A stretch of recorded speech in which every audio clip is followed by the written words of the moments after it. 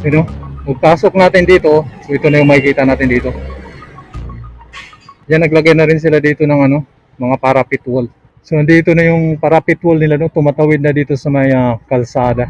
Yan, oh. Yan, may parapet wall na yan, dito na. Sa unahan, yun yung estasyon.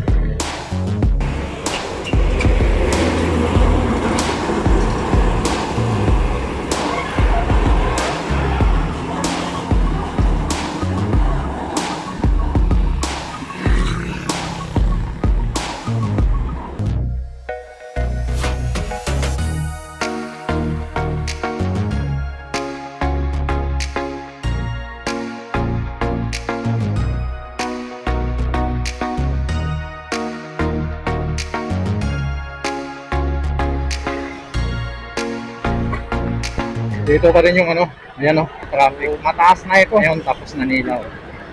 So, pwede nang subukan sa malalim na baha. Hindi na ba ito aabutin? Ayan.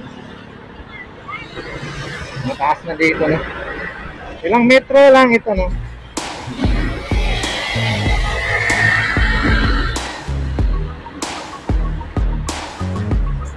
So, magkasubukan yan kung magbabaha na naman, kung epektibo ba yung pagtaas nila dito, parte, no? Laki, oh.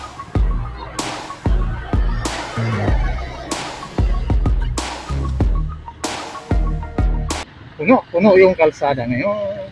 So, bibisitahin natin, mamaritisin natin yung ginagawa yung Apalit Station. Ninag na natin dyan sa unahan yung ano, kayadak. So, medyo maraming sasakyan ngayon.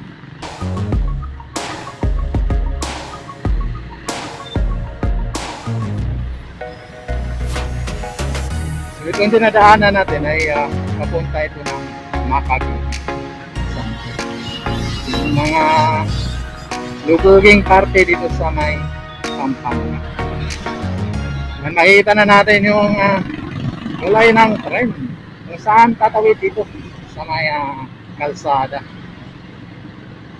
So titignan natin kung ano ng development dito sa ginagawang New Apalit Station. Dahil yung nakaraan, no, medyo halos na kumpleto na nila yung maglalagay ng mga poste. So ngayon titignan natin. At mayroon na rin silang nailagay na mga parang mga extension para sa flooring ng ano, platform. So ngayon titignan natin kung ano yung dito na tayo. So dito sa kaliwa, ayan ko yung ring station. Dito naman sa kabila ay papunta na yun sa may parte ng tignan natin.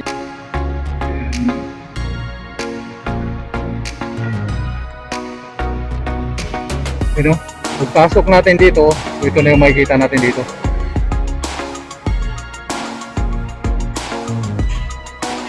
Yan, naglagay na rin sila dito ng ano, mga parapet wall. Yan.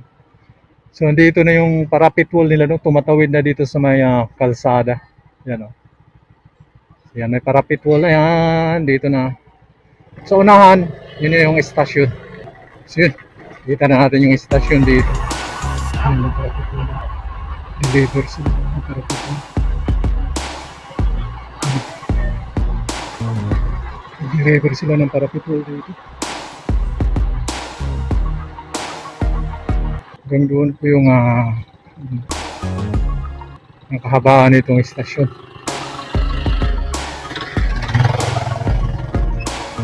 So nandito na yung layer nila, estasyon. Yan.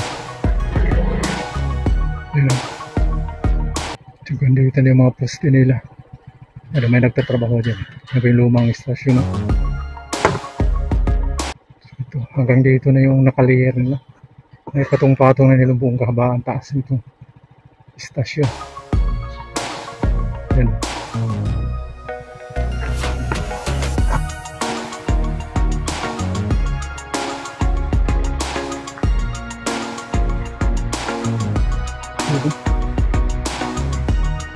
Siyempre yung kahabaan dito. Yan. Siyempre po yung kahabaan dito sa istasyon yan. So mayroon na ito, bahagi na ito mayroon ng para sa platform. Yan. So dito wala pa. So dito nagsisimula naman sila para sa platform, ano. Doon na yan.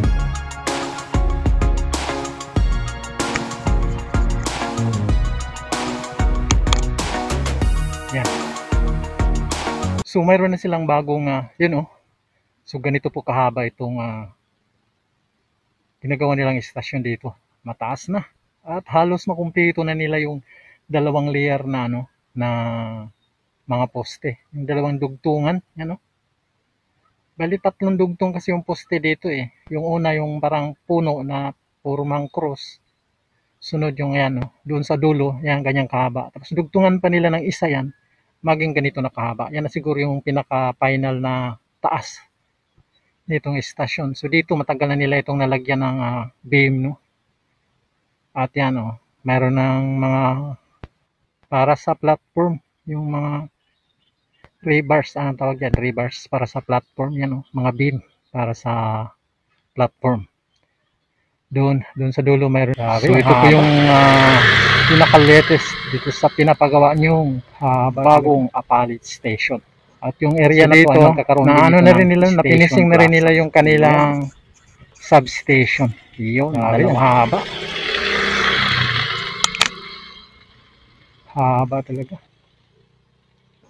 So dito, na ano na rin nila, napinising na rin nila yung kanilang substation. Yun, dalawa. So dito, na ano na rin nila, napinising na rin nila yung kanilang substation. Yun, dalawa.